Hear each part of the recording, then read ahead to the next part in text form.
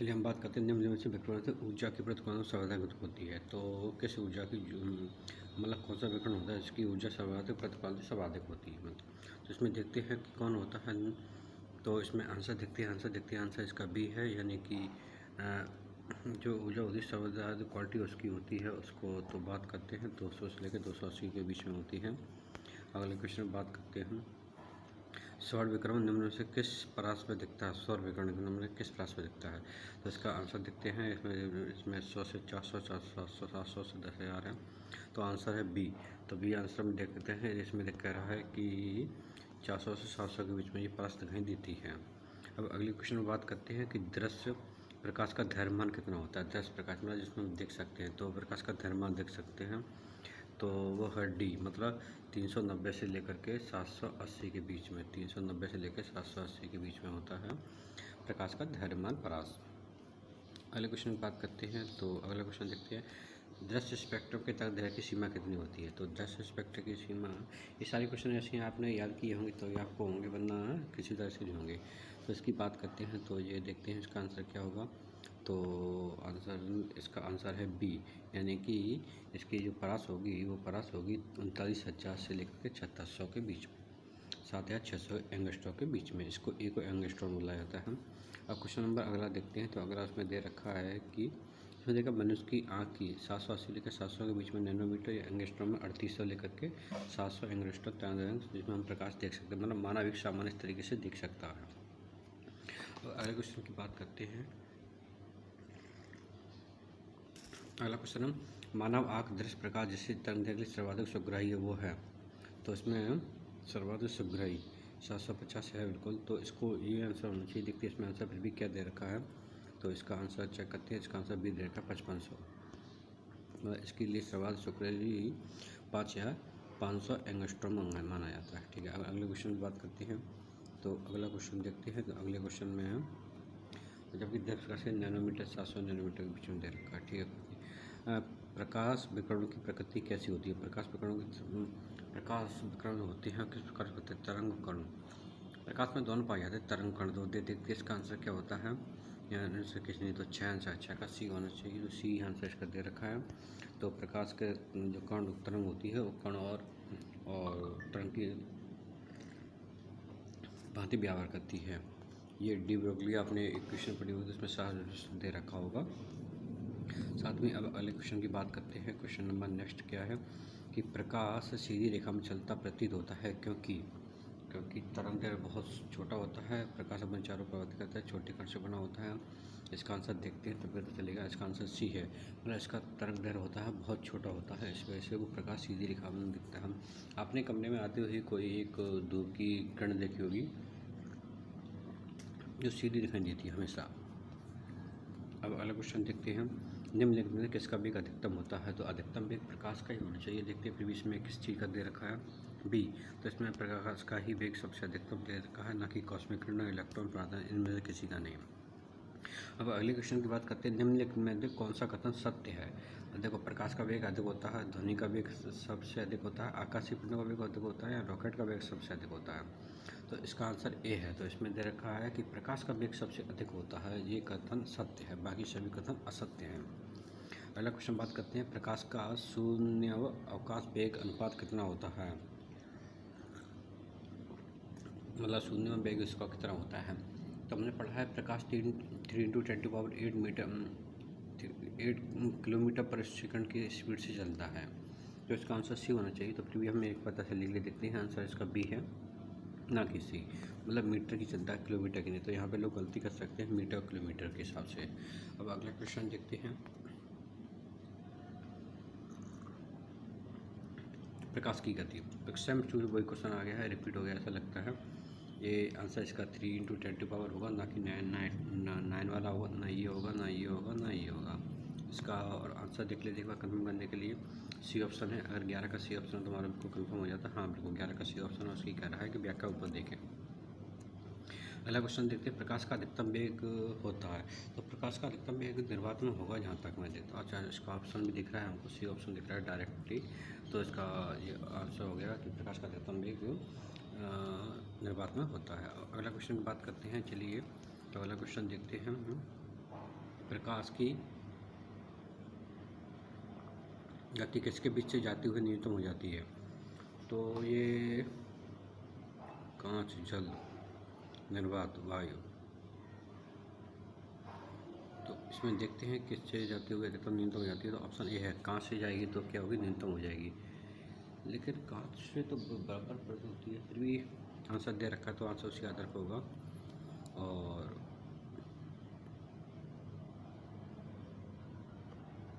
अगला क्वेश्चन देखते हैं।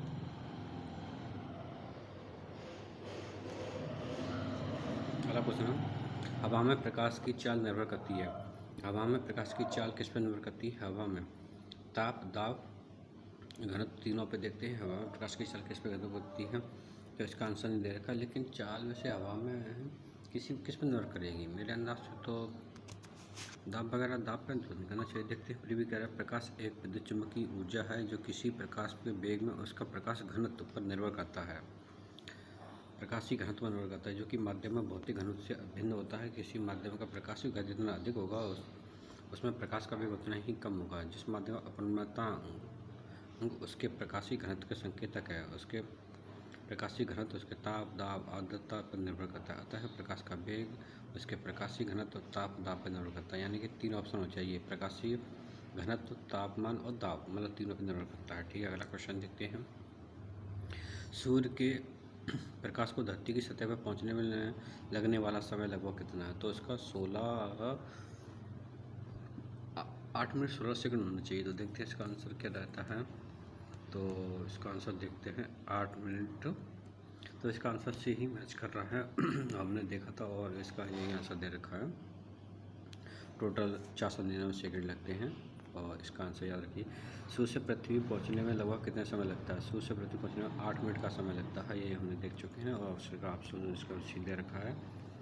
और अगला क्वेश्चन बात करते हैं, तो अगले क्वेश्चन में देखते हैं, सूर्य का प्रकाश की पृथ्वी पहुँचता है। सूर्य प्रकाश की पृथ्वी पहुँचता है। सूर्य का प्रकाश पृथ्वी पर पहुँचता है।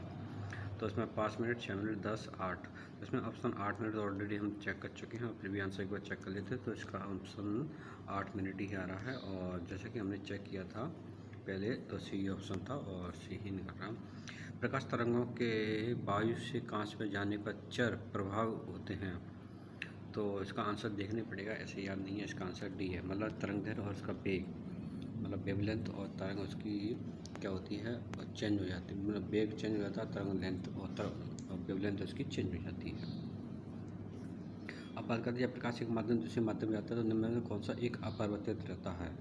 तो जो दोनों वेग और चेंज होगी, तीव्रता और आवृत्ति बची। तो आवृत्ति, तीव्रता में देखते हैं क्या आंसर है इसका। डी आंसर है, मतलब कि इसकी तीव्रता भी चेंज हो जाती है। सिर्फ आवृत्ति ऐसी चीज़ है चेंज नहीं होती है। आवृत्ति मतलब हो सकता है किसी पर निर्भर ना करती हो, इसलिए चेंज नहीं होती हुई। और इसमें ऊपर वाले बेस में देखते हैं, जब कोई प्रकाश कांच या बारिश के माध्यम दूसरे में जाता है तो प्रकाश की आवृत्ति वही रहती है। देखो इसमें दे रखा है साफ, बस प्रकाश की आवृत्ति वही रहती है। हमने इस क्वेश्चन को आंसर देख लेते तो तरंग दैर्ध्य उसमें बदल जाता है। अब अगले क्वेश्चन की बात करते हैं कि जब प्रकाश एक माध्यम से दूसरे माध्यम जाता है तो निम्न में से कौन सा सी नहीं बदलती है? तो अभी देखा था आवृत्ति नहीं बदलती है, और एक देख चुके हैं। तो इसका आंसर सी होगा। और फिर भी एक बार हम कंफर्म करने के लिए नीचे देख लेते हैं कि इसका आंसर क्या दे रखा है। सी ऑप्शन दे रखा है। अब अगले क्वेश्चन पे चलते हैं, जब प्रकाश की किरण सघन से विरल माध्यम में गमन करती है तो, अगर सघन से विरल माध्यम में जाएगी तो देखिए हमारी सीढ़ी सघन से जा रही है, तो ये अवलंब के पास आ जाएगी। वैसे दूर हट जाती है, अगर विरल से सघन में जाती है तो दूर हटती है, लेकिन ये सघन से विरल में आ रही है तो क्या होगी, उसके पास आना चाहिए। देखते हैं इसमें क्या आंसर आता है। इसका आंसर ए है। तो अवलंब से दूर हट जाती है, चाल बढ़ जाती है, दूर हट जाती है। दूर देखिए इस प्रकार से इसका आपने चित्र देखा होगा अक्सर कि इस पर कोई किरण पड़ेगी करके, अगर ये विरल माध्यम है तो सघन माध्यम में जाती है तो ये दूर हट जाती है। लेकिन ये कह रहा है सघन से। अब मान चलिए इससे कोई ऊपर वाला सघन मान लेते हैं, इसको हटाते हैं, ऊपर वाले को सघन मान लेते हैं, और ऊपर वाले को हम, अरे भैया जो काम गया, इसको सघन मान लेते हैं ऊपर वाले को। यहाँ से किरण आई, अभी दूर हट रही, तो ये पास आना चाहिए, ये कह दूर हट रही है। एक बार देख लेंगे इसको, हमने देखा नहीं है वो, अभी थ्योरेटिकल अलग उसके बुल चल रहे हैं। हम एमसीक्यू में आगे हैं और थ्योरेटिकल में पीछे चल रहे हैं। तो जब भी इसका आंसर देखेगा तो हम देखेंगे एक बार। इसका वो भी दे रखा है जब कोई प्रकाश की किरण संगम माध्यम द्रव्यमान गमन करती है तो इसकी चाल बढ़ जाती है तथा अवलंब से दूर हट जाती है। जब कोई प्रकाश द्रव्य माध्यम से संगम माध्यम प्रकाश करती है तो अवलंब की ओर झुक जाती है। ठीक है, तो शायद हम ये करते हैं, लेकिन इसको जो लिखा है आपका स्पष्टीकरण वो सही है। निम्नलिखित ऊर्जा रूपांतरण में किसके द्वारा प्रकाश संश्लेषण क्रिया संपादित होती है? प्रकाश संश्लेषण प्रकाश से रासायनिक ऊर्जा, जी सही है, हो सकता है। जैव रासायनिक ऊर्जा तो नहीं होगा, तो इसका आंसर ए होना चाहिए। तो आंसर इसमें देख लेते हैं, आंसर इसका क्या है। आंसर इसका ए ही है, स्पष्टीकरण भी सही है, क्योंकि प्रकाश ऊर्जा से रासायनिक ऊर्जा बनती है और उसी से ऊपर बना ऊर्जा बनाते हैं। और जिसका सूत्र भी दे रखा है CH12 सारी चीज़ दे रखी है। प्रकाश सजावट तथा विज्ञापन के लिए विशिष्ट नलिकाओं में प्रयुक्त होने वाली गैस कौन सी होती है? सजावट के लिए carbon dioxide, ammonia, neon, sulphur, sulphur dioxide. यह देखना पड़ेगा, बहुत अच्छा क्वेश्चन है। विज्ञापन की सजावट के, तो विज्ञापन के लिए और sulphur, neon, carbon dioxide, ammonia, तो इसमें नियोन होना चाहिए। बाकी तो सभी अक्रिय गैस नहीं है, जो अक्रिय गैस है नियोन। तो देखते हैं इसका आंसर क्या है। आंसर इसका डी है। तो नियोन गैस ही इसमें विज्ञापन में और सजावट के रूप में प्रयोग करते हैं।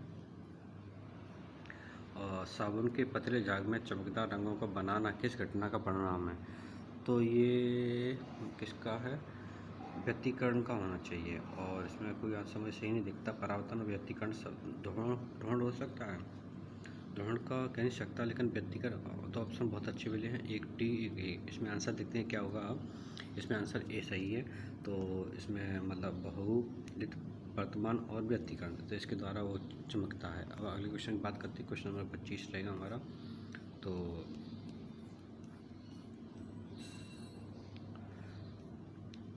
पूर्ण अंत परावर्तन होता है जब प्रकाश होता है। पूर्ण अंत परावर्तन, इसका आंसर भी हमने स्पष्ट हो गया है।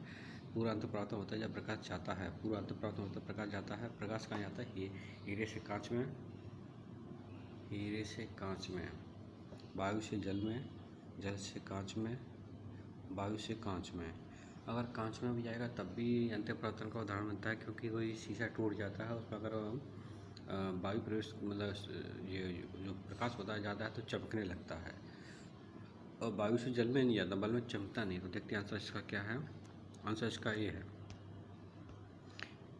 हीरे से कांच में। अगर हीरे से कांच में जाएगा तो प्रकाश पूर्ण अंत परावर्तन होता है। ठीक है, कोई बात नहीं, चलिए आगे देखते हैं। जब प्रकाश तंतु जिस सिद्धांत पर कार्य करता है वह क्या है? वह पूर्ण यांत्रिक सिद्धांत, मतलब प्रकाश तंतु ऑप्टिकल फाइबर होता है, आपने देखा है। तो उसमें क्या है, जो भी चीज़ जाएगी वो पूरा उसको परावर्तन कर देगी, तो इसलिए कहते हैं प्रकाश का पूर्ण आंतरिक परावर्तन। और अगला क्वेश्चन देखते हैं। जब प्रकाश का ऑप्टिकल फाइबर संचरण निम्न किस घटना का होता है? तो अभी देखा था ऑप्टिकल फाइबर को सेम टू सेम ऊपर वाले क्वेश्चन आया है, तो पूर्ण आंतरिक घटना रहेगी इसकी, और उसी के द्वारा संचरण होता है। और अनुपयोग में ऑप्शन ए भी इसका सही है, उपयोग के ऊपर कर रहा है। निम्नलिखित किस घटना का उपयोग ऑप्टिकल फाइबर में किया जाता है? सेम टू सेम वही क्वेश्चन, सेम कोई परिवर्तन नहीं किया गया, वही क्वेश्चन आ गया है पूर्ण आंतरिक परावर्तन के लिए। और अगला क्वेश्चन देखते हैं, अगला क्वेश्चन क्या कहता है।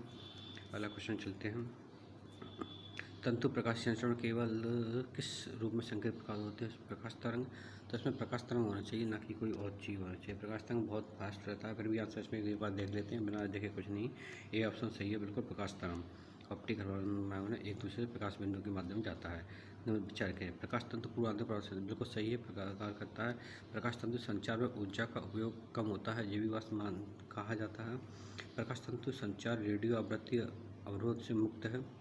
प्रकाश तंतु के निर्माण में रिलायंस समूह उद्यम, ऐसा नहीं कह सकते, रिलायंस की और भी काफ़ी कंपनियां हैं। तो इसका स्पष्ट आंसर देखते हैं, आंसर क्या कहता है। तो इसका आंसर ए है। ए का मतलब क्या हुआ कि 1 2 3, मतलब कि इसमें 3 कथन आ रहे हैं। प्रकाश लगातार तीनों, मतलब ये रिलायंस वाला इसमें समूह सही नहीं है, बाकी ये तीनों आंसर सही हैं इसके ऊपर वाले। अब अगले क्वेश्चन की बात करते हैं। मरीजों के पेट के अंदर परीक्षण करने हेतु डॉक्टर द्वारा किया गया एंडोस्कोपी निम्नलिखित किस सिद्धांत पर कार्य करता है? वो भी प्रकाश का पूर्ण आंतरिक परावर्तन पर कार्य करता है। तो प्रकाश का संकलनात्मक, प्रकाश का परावर्तन, तो प्रकाश के प्रकीर्णन अपवर्तन नहीं है, प्रकाश का आंतरिक परावर्तन, प्रकाश का आंतरिक परावर्तन पर कार्य करना चाहिए। और प्रकाश का परावर्तन तो होता ही है, लेकिन उसमें आंतरिक परावर्तन होता है, तो इसलिए 31 का आंसर डी होना चाहिए। तो 31 का आंसर डी है, बिल्कुल सही आंसर है। और अगले क्वेश्चन की बात करते हैं। एंडोस्कोप, अभी सेम टू सेम अभी बात की। एंडोस्कोप देखिए, एंडोस्कोप क्वेश्चन आया है और उसका देखा ऑप्टिकल फाइबर तकनीक पर उपयोग होता है, सकल आंतरिक परावर्तन कार्य करता है। तो इसका आंसर अब देख लेते हैं। नीचे इसमें सरल कैमरा सूक्ष्मदर्शी। ये क्या है? ये क्या है? एंडोस्कोप। क्या है एक? देखते हैं हम। आंसर क्या कहता है? संकीर्ण सरल सूक्ष्मदर्शी में से कोई नहीं। एंडोस्कोप एक आंसर देखते हैं, आंसर ज़्यादा स्पष्ट कराएगा। तो आंसर देखते हैं हम। D answer. मतलब ये क्या है? एक प्रकाश का कैमरे का कहना गलत है। एक लंबी पतली नलिका होती है जिसमें प्रकाश एक वीडियो कैमरे की व्यवस्था होती है। इसका उपयोग चिकित्सक मानव शरीर के अंदर लेने करते हैं। प्राकृतिक चीज़ों मुँह नाक इत्यादि में प्रवेश कराया जाता है। मृग मरीच का प्रकाश का पूर्वांतरिक परावर्तन होता है। आपने देखा होगा कि गर्मियों के समय आपको कहीं भी पानी दिखाई देता है, वो भ्रम होता है, तो इसी को कहते हैं प्रकाश का पूर्व परावर्तन। तो इसका आंसर डी होना चाहिए और इसमें स्पष्टीकरण भी देख लेंगे। डी आंसर होना होगा। इसमें आगे चलते देखते हैं। आंसर इसका डी है। देखिए वायुमंडलीय दृष्टिभ्रम, मैंने कहा था जो दृष्टिभ्रम रहता है वो उसमें दिखाई देता है, तो इसलिए प्रकाश का पूर्वावर्तन होता है। वहीं अगर हम सर्दियों में देखें तो जो जहाँ बर्फ़ रहती है उसे बोलते हैं ब्लू, नहीं उसका अच्छा नाम याद नहीं आ रहा, जब भी नाम याद आएगा मैं बताऊँगा। मरीचिका बनना सेम वही क्वेश्चन। मरीचिका प्रकाश का पूर्व अंत्य परावर्तन रहता है इसमें भी, तो ये क्वेश्चन सही रहेगा, प्रकाश का पूर्व अंत्य परावर्तन। तो ऑप्शन सी सही है इसका। अगले क्वेश्चन की बात करते हैं। मेघ तृष्णा सेम टू सेम वही क्वेश्चन, बस उसका चीज़ का नाम चेंज कर दिया गया। प्रकाश का पूर्ण परावर्तन रहेगा यहाँ पे, ना कि अपवर्तन, ना प्रकीर्णन, ना विवर्तन। तो अगला क्वेश्चन बात करते हैं। तो देखते हैं अगला क्वेश्चन क्या कहता है। निम्नलिखित तथ्यों पर विचार कीजिए। स्थलीय तापमान, प्रकाश का अपवर्तन, प्रकाश का परावर्तन, प्रकाश का विवर्तन। कर्म मरीचिका। देखिए इसमें क्या रहेगा? प्रकाश का पूर्ण अंत परावर्तन रहता है, तो प्रकाश का परावर्तन। एक ऑप्शन तो सही हो गया। कौन सा? नंबर 2। अब इसमें स्थलीय तापमान हो सकता है भैया, 2 से रहेगा दूसरा, तो 1 2 इसमें आंसर क्या है? 1 3 कह रहा है भैया, तो 1 3 के साथ प्रकाश का अपवर्तन। मरीचिका के लिए अपवर्तन कहता है, प्रकाश का परावर्तन होना चाहिए भैया, ये कह रहा है कि 3 हो रहा है। जो इसका स्पष्टीकरण देखते हैं। स्पष्टीकरण में क्या रखा है? तो स्पष्टीकरण के लिए उपयुक्त प्रश्न की व्याख्या देखें। एक में देख लेते हैं क्योंकि इसमें कंफ्यूज नहीं करना है अपन को। ये आ गया। और देखिए इसमें मरीचिका जो उसमें देखा वही आंसर वही ढूंढना चाहेंगे हम, और इसके अलावा कुछ नहीं। और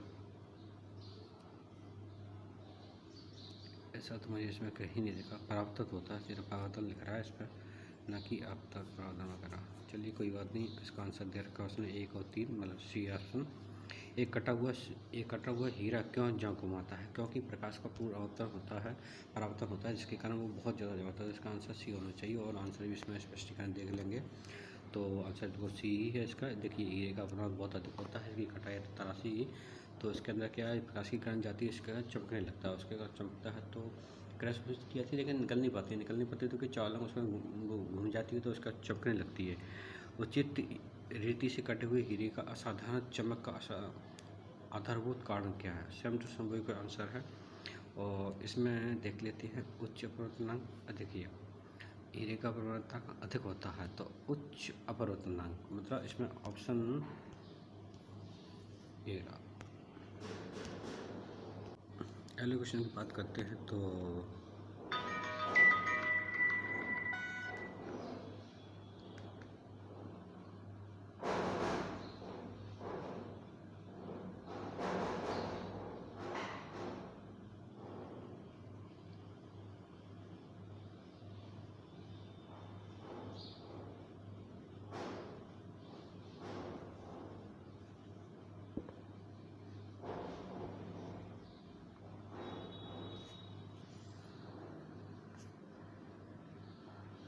चलिए अगले क्वेश्चन की बात करते हैं। हम इसको हटाते हैं और आगे बढ़ते हैं।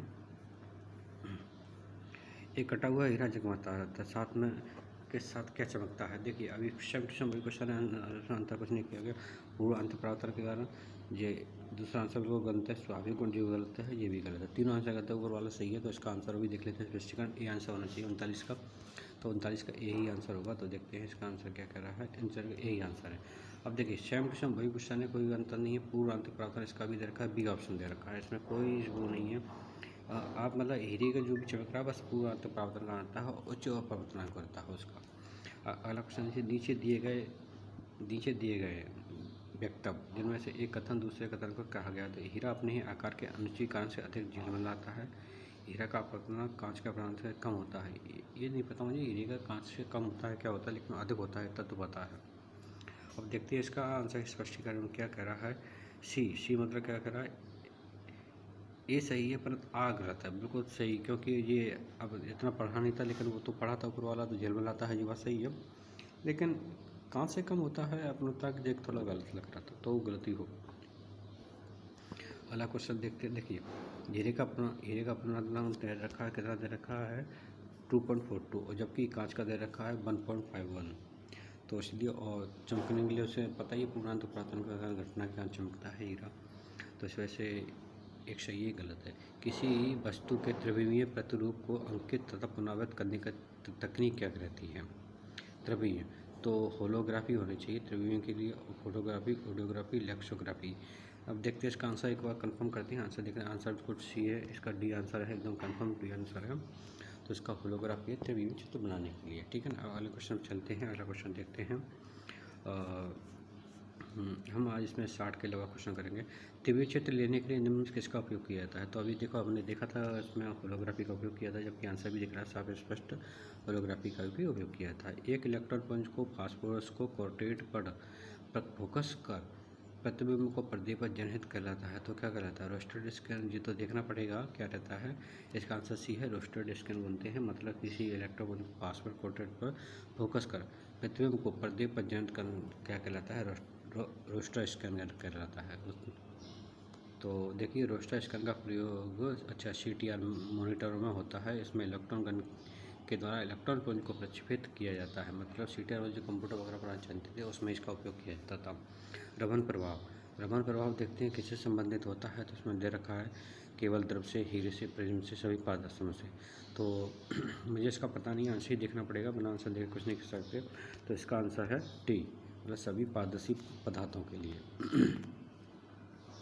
अगला क्वेश्चन देखिए, इसमें देखा रमन प्रभाव से एकल तरंग प्रकाश किरण जब किसी एक माध्यम से जैसे ठोस, द्रव, गैस से गुजरती है, तब इसकी प्रकीर्णन किरणों का अध्ययन किया जाए तो उसके मूल प्रकाश की किरण के अतिरिक्त अंतर बहुत कम तीव्रता की किरणें भी उपस्थित होती हैं।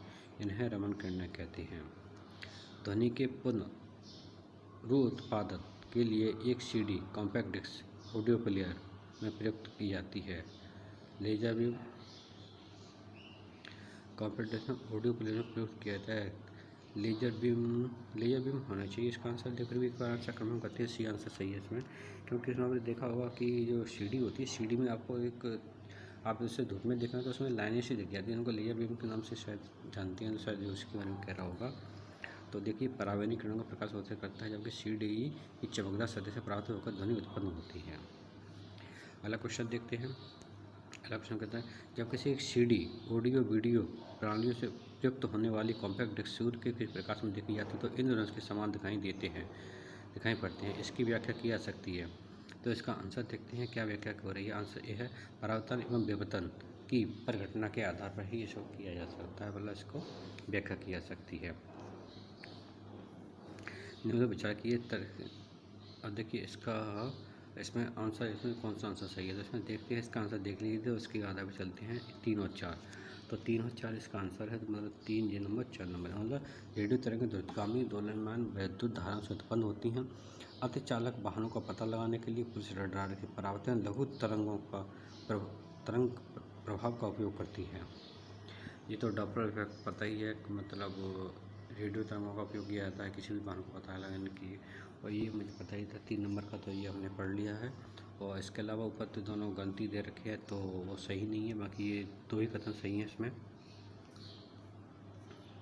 ये क्या कह रहा है, एक चलचित्र में पूरी फिल्म के एक सिरे से दूसरे सिरे तक सामान्य 24 फ्रेम प्रति सेकंड प्रक्षेपित किए जाते हैं। आँख की रेटिना पर निर्मित प्रतिबिंब उद्दीपन हटाने के बाद 0.1 तक बना रहता है। देखते हैं इसका क्या आंसर सही रहेगा। इसका फिर 50 नंबर का है, तो इसमें कौन सा सही रहेगा 50 नंबर वाले में। तो कह रहा है कि प्रश्न ऑप्शन सी, मतलब ए सही है पर आर गलत है इसमें। तो कह रहा है कि क्योंकि आँख का रेटिना पर निर्मित प्रतिबिंब उद्दीपन हटाने से 1.16 तक बना रहता है, मतलब 1/16 सेकंड तक बना रहेगा। मतलब कोई भी चीज़ उसको हटा लो, लेकिन तभी वो माइंड के सामने रहती है चीज़। कैन टेक्नोलॉजी है। दूरदर्शन के संकेत एक निश्चित दूरी के बाद नहीं मिल सकते, क्योंकि वायु संकेत अवशोषण करने पृथ्वी सतह वक्राकार है, एंटीना दुर्बल है और संकेत दुर्बल है। देखते हैं इसका आंसर क्या रहेगा। इसका आंसर यह है कि पृथ्वी वक्राकार है। पृथ्वी की सतह वक्राकार है, इस वजह से एक दूरी के बाद संकेत नहीं मिल सकते। अच्छा, ऐसी बात है। अगला क्वेश्चन देते हैं, दूरदर्शन प्रसारण में श्रव्य संकेतों का प्रेषण करने के लिए प्रयुक्त तकनीक है। दूरदर्शन में भी कौन सी तकनीक प्रयोग की जाती है?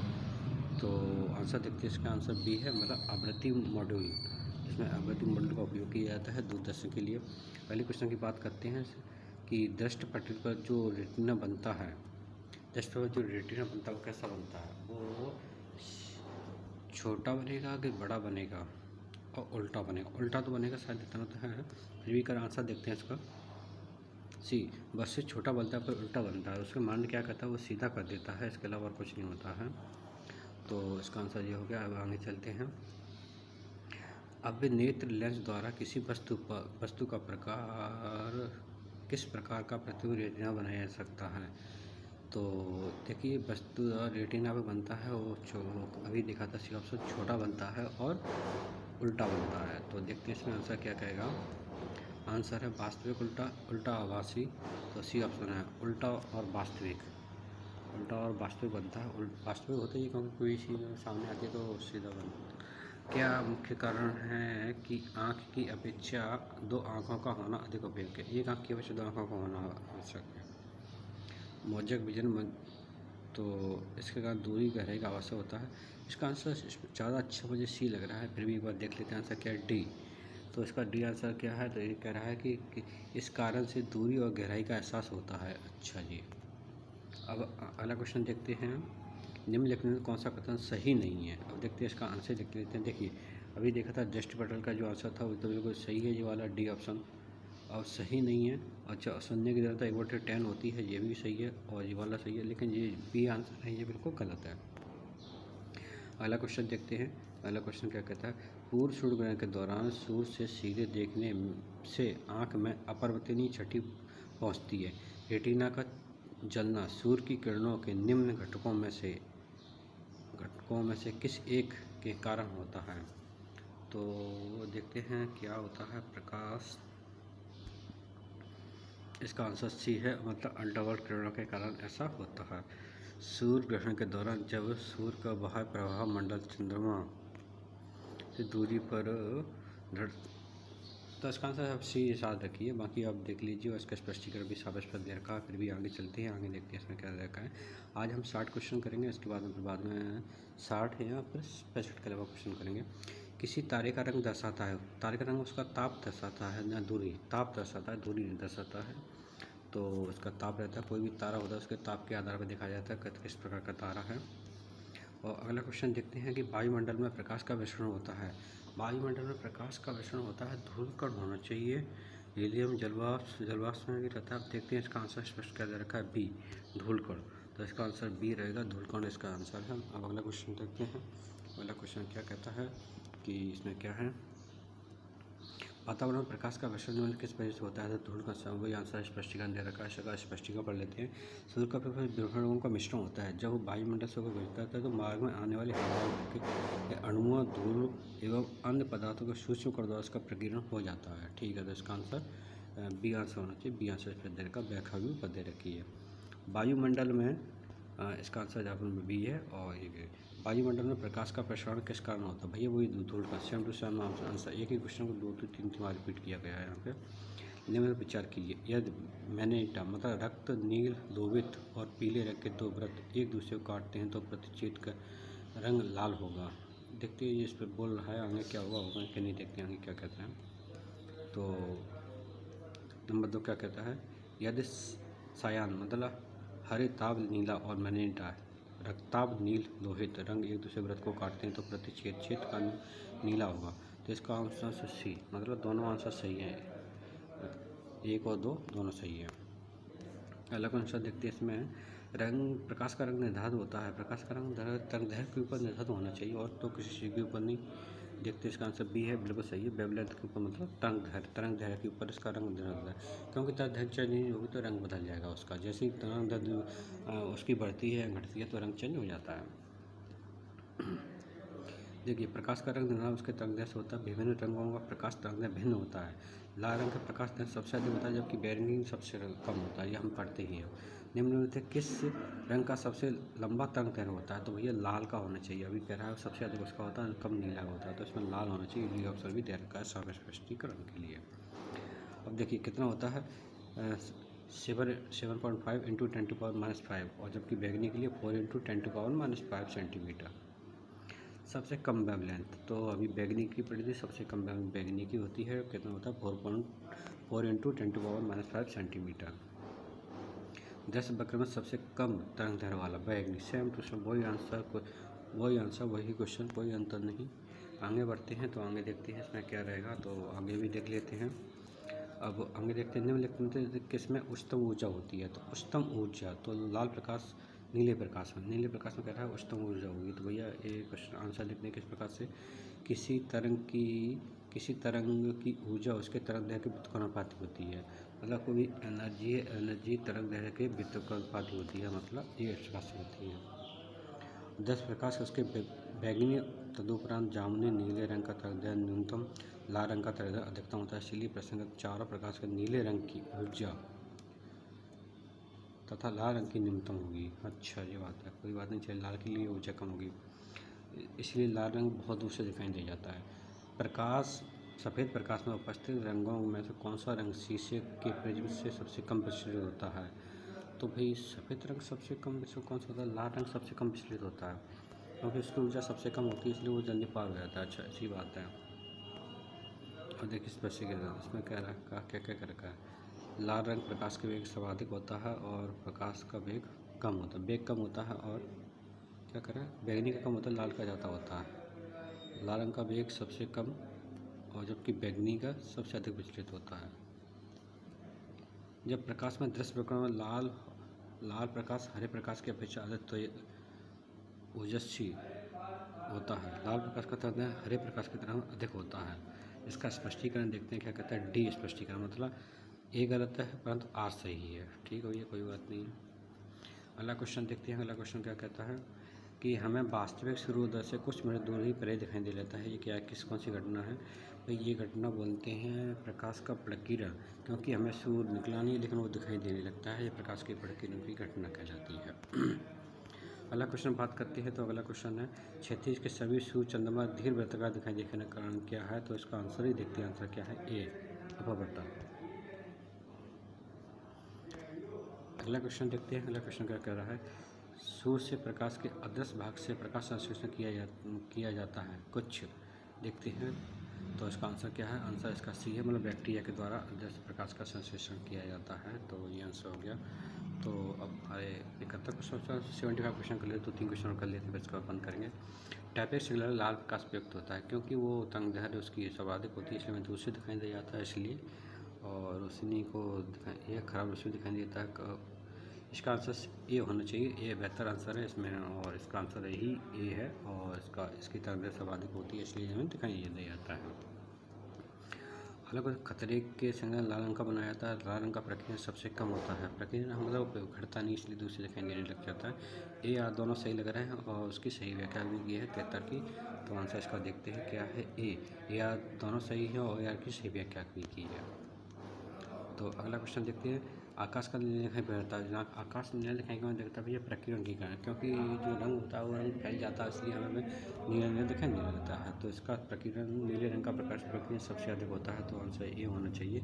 फिर भी आंसर को चेक कर लेते हैं, बिल्कुल सही है, ये आंसर है इसका। और व्याख्या इसमें कह रहा है ऊपर, चलिए कोई बात नहीं, व्याख्या तो मैं, ये सिंपल क्वेश्चन है, इसकी व्याख्या की जरूरत नहीं है। आकाश का नीला लगता है क्योंकि, अभी सेम टू सेम वही आंसर है। इसका क्या होता है? प्रकीर्णन की वजह से इसका लाल रंग होता है। इसका आंसर क्या होगा? आंसर इसका होगा बी आंसर। तो हम इसको यहीं बंद करने की कोशिश कर रहे हैं, देखते हैं।